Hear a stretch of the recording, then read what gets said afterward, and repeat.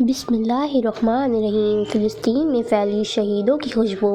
دوستو، یہ دنیا کی ایک ایسی حقیقت ہے کہ جسے دیکھ کر ہزاروں غیر مسلمان مر گئے۔ تاریخ اس پر گواہ ہے کہ شہید کے جسم سے کی اللہ تعالیٰ حفاظت فرماتے ہیں۔ اس لیے ابھی 50 سال پہلے جب آل سعود نے حرادرمی میں آ کر کچھ صحابہ اکرام کی قبریں کھدوائیں تو لوگ دیکھ کر حیران رہ گئے کہ 1400 سال گزرنے کے بعد بھی صحابہ اکرام کے جسم قبروں میں بالکل صحیح سلامت تھے۔ اس خبر کو کئی یورپی اخباروں نے بھی چھاپا۔ اور دوستو، یہ بھی ایک حقیقت ہے کہ شہید کے جسم سے خوشبو آتی ہے۔ یہ سب کے ساتھ تو نہیں ہوتا، بلکہ اللہ تعالیٰ کبھی کبھی لوگوں کو اپنی قدرت دکھانے کے لیے کسی شہید کے جسم کو ایسا مہکا دیتے ہیں کہ دنیا حیران رہ جاتی ہے، کیونکہ دنیا کا نظام تو یہ ہے کہ جب بھی کسی کی وفات ہوتی ہے تو کچھ ہی گھنٹوں بعد انسان کا جسم خراب ہونا شروع ہو جاتا ہے۔ اس لیے گھر والے کوشش کرتے ہیں کہ جتنا جلد ہو سکے میت کو قبر میں لے جا کر دفن کر دیا جائے۔ لیکن دوستو، آج کل فلسطین کے حالات ہی کچھ اور ہیں۔ گزرے 40 دنوں میں 50 ایسی ویڈیو سوشل میڈیا پر وائرل ہوئیں کہ جن میں صاف دیکھا جا سکتا ہے کہ فلسطین میں شہید ہونے والوں میں سے کچھ ایسے لوگ بھی ہیں کہ جن کے جسموں سے خوشبو آ رہی ہے۔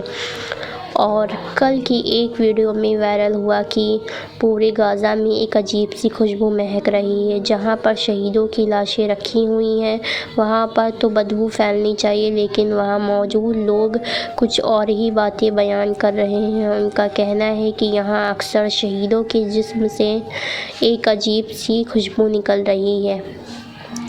دوستو، یہ اللہ کی رحمت ہے کہ وہ جسے چاہے شہادت کی موت عطا فرمائے، ورنہ مرنا تو ہر ایک کو ہے، چاہے موت گھر میں آ جائے یا اللہ کی راہ میں۔ اور روایتوں کے مطابق اگر گھر میں موت آتی ہے تو جسم کو بہت زیادہ تکلیف ہوتی ہے، لیکن اگر اللہ کی راہ میں شہادت کی موت آئے تو اس میں جسم کو صرف اتنی ہی تکلیف ہوتی ہے کہ جتنی ایک چیونٹی کو کاٹنے سے ہو۔ یہ آپ نے ضرور دیکھا ہوگا کہ جتنے ہی لوگ دنیا میں موت ہوتی ہے تو بعد میں ان کا چہرہ بڑا گھبرایا ہوا لگتا ہے، لیکن وہیں آپ فلسطین میں شہید ہونے والوں کو دیکھ سکتے ہیں کہ شہادت کے کئی گھنٹوں بعد جب ان کے چہروں کو دیکھا گیا تو وہ مسکرا رہے تھے۔ ایسے ہی ہزاروں فلسطینی شہیدوں کو دیکھ کر دنیا کے کئی غیر مسلم ایمان لے آئے، اور ان کا کہنا ہے کہ ہمیں یہ دیکھ کر تعجب ہوتا ہے کہ آخر یہ کون سی قوم ہے کہ جو موت سے نہیں ڈرتی۔ وہ تو ہنستے ہنستے موت کو گلے لگا لیتے ہیں۔ اس لیے ہمیں شوق پیدا ہوا کہ ہم بھی قرآن کو پڑھ کر دیکھیں کہ آخر اس میں ایسی کیا باتیں لکھی ہیں کہ جن کی خاطر یہ مسلمان اپنی گردن کٹوا رہے ہیں۔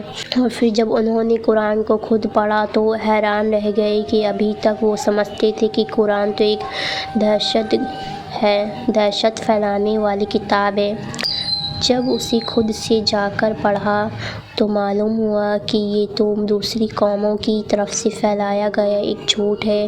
قرآن تو اللہ کا پاکیزہ کلام ہے جو کہ لوگوں کو صحیح راہ کی ہدایت دیتا ہے۔ اس لیے ابھی کچھ دن پہلے جب ایک امریکی سینک سے پوچھا گیا کہ آخر اس جنگ کے دوران تم کیسا محسوس کر رہے تو اس نے جواب دیا کہ ہم سارے سینک تو زندہ رہنے کے لیے لڑتے ہیں، اور یہ ہمارے سامنے مسلم قوم موت کے لیے لڑتی ہے، انہیں موت سے ڈر نہیں لگتا، اس لیے انہیں ہرانا بہت مشکل ہے۔ اور دوستو، یہ حقیقت ہے کہ حدیث کے مطابق ایک مسلمان کے لیے اس کا سب سے بڑا تحفہ موت ہوتی ہے، کیونکہ موت کے بعد وہ دنیا کی تکلیفوں سے نجات پا کر اللہ و رسول سے ملاقات کرتا ہے، جو کہ ایک مسلمان کی سب سے بڑی تمنا ہوتی ہے۔ اس لیے ایک سچا پکا مسلمان کبھی بھی موت سے نہیں ڈرتا، بلکہ وہ تو ہر نمازوں میں اللہ سے شہادت طلب کرتا ہے۔ اور حضور صلی اللہ علیہ وسلم نے فرمایا کہ ایک مسلمان کے اندر سارے گناہ ہو سکتے ہیں لیکن وہ اندر سے بزدل نہیں ہو سکتا، مطلب موت سے نہیں ڈر سکتا۔ اگر وہ مرنے سے ڈرتا رہا تو وہ سچا پکا مسلمان ہو ہی نہیں سکتا۔ اللہ تعالیٰ ہم سبھی کو شہادت کی موت عطا فرمائے۔ Thanks for watching my video. آپ فلسطین والوں کے لیے ضرور دعا کریے گا، آمین ثم آمین۔